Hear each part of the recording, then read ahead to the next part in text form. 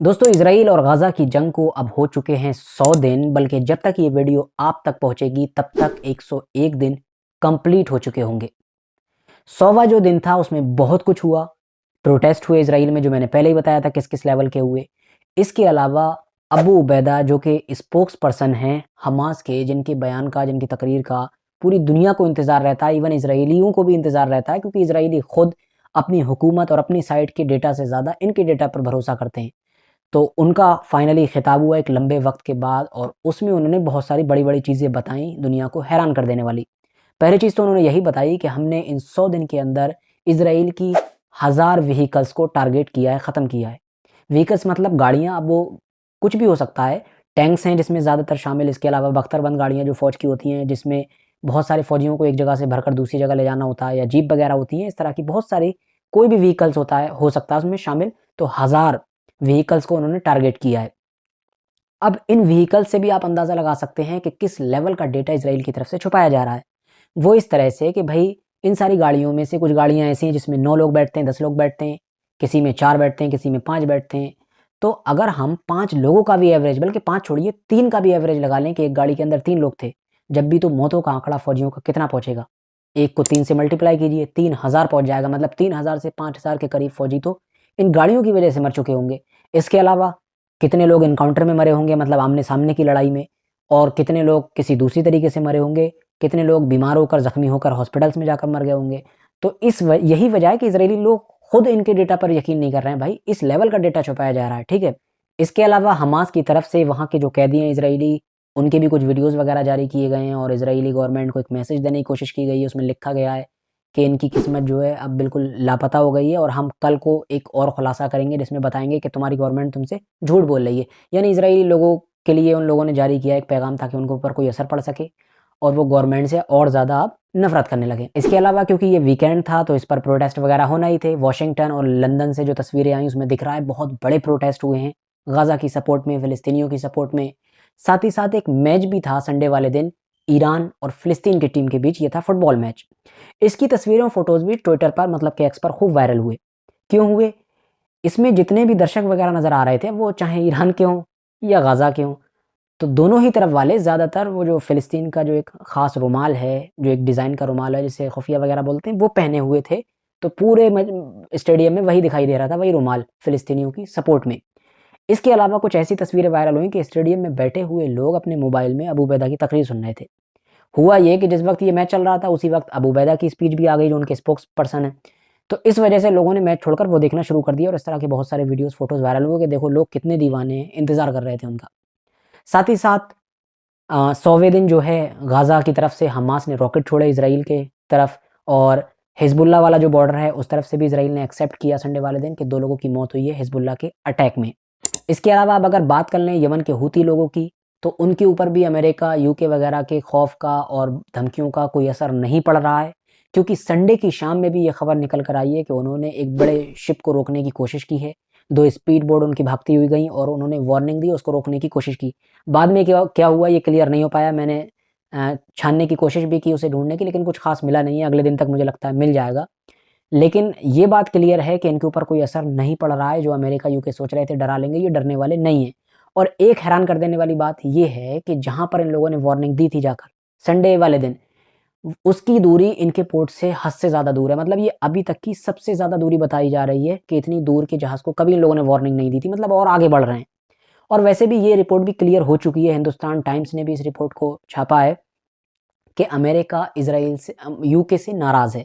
नाराज़ इसीलिए है, जो मैंने आपको पिछली वीडियो में बताया था कि यमन के ऊपर जो स्ट्राइक्स होने वाली थी, उसकी जानकारी यूके की गवर्नमेंट की तरफ से लीक हो गई थी। यही वजह थी कि हम जैसे लोगों को, होती तो छोड़िए, हम जैसे लोगों को भी खबर थी कि आज स्ट्राइक होने वाली है। बहुत पहले ही हमें पता लग गया था। मैंने पिछली वीडियो में भी आपको बताया था कि ट्विटर पर मुझे पल-पल की खबर मिल रही थी कि अब मीटिंग हो रही है, अब ये हो रहा है, अब वहाँ से उड़ान भर चुके हैं जेट, अब यहाँ-यहाँ पर हमले होने वाले हैं।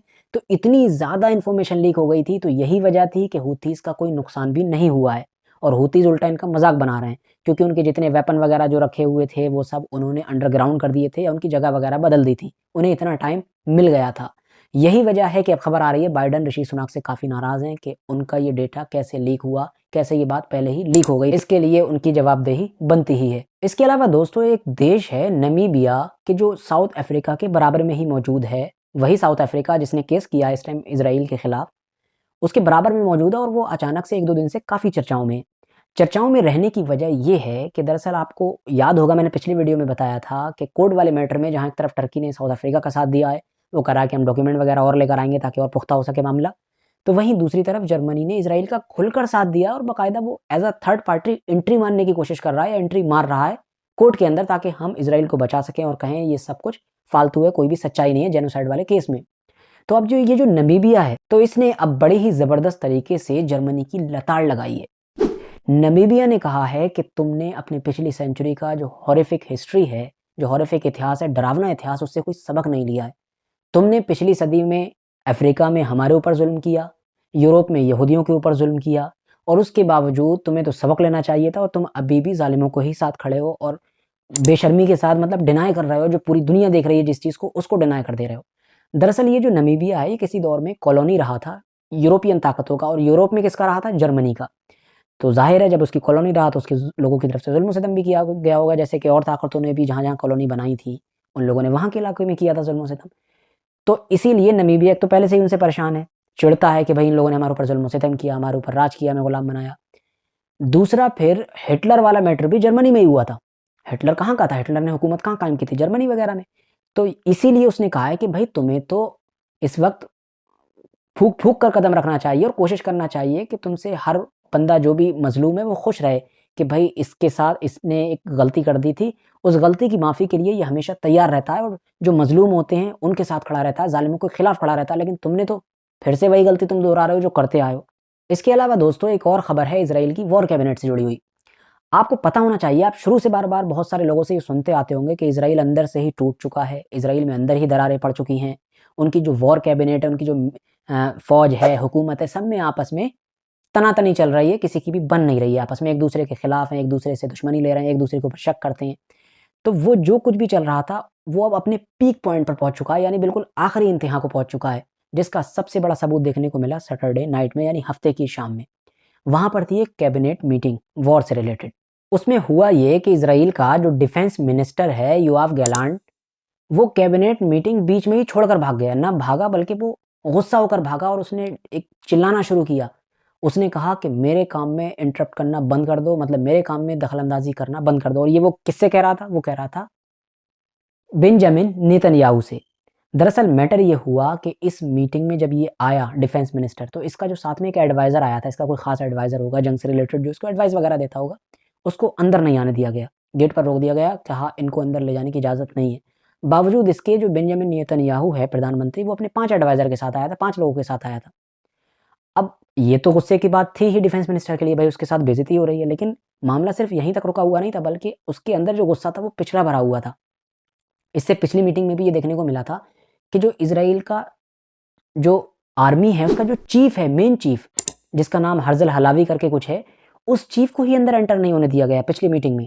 नेतन्याहू की वजह से कहा कि तुम अब आप खुद सोचिए कि किसी देश वॉर में है और उस देश की जो फ़ौज है, उसके चीफ़ को ही मीटिंग में नहीं अंदर जाने दिया जा रहा है, जो वॉर से रिलेटेड हो रही है, तो जंग के खाक होगी फिर आगे। और इसके अलावा इसी ये जो चीफ़ है, इसके साथ पहले भी बेइज़्ज़ती हो चुकी है। उससे पहले भी मीटिंग में खबर आई कि उसकी डाँट-डपट कर दी गई, लानतें भेज दी गईं, उसके साथ अच्छा सलूक नहीं किया गया। एक बार खबर ये आई थी कि उसकी चेकिंग कर ली गई थी, गेट पर ही कि कहीं कोई कैमरा वगैरह या माइक वगैरह तो नहीं है, क्योंकि कहीं ये इन्फॉर्मेशन लीक कर दे वगैरह। दरअसल मैटर मैं आपको बताऊँ ये है कि जो बेंजामिन नेतन्याहू है, पब्लिक जो है बुरी तरीके से इसके खिलाफ है इज़राइल की। तो अब ये अपनी ही आर्मी पर भी शक करता है ये बंदा। शक इसलिए करता है, इसको डर है कि कहीं ऐसा ना हो कि मोसाद के साथ मिलकर या सिर्फ़ पब्लिक के ही साथ मिलकर मेरी आर्मी जो है मेरे खिलाफ तख्ता पलट कर दे।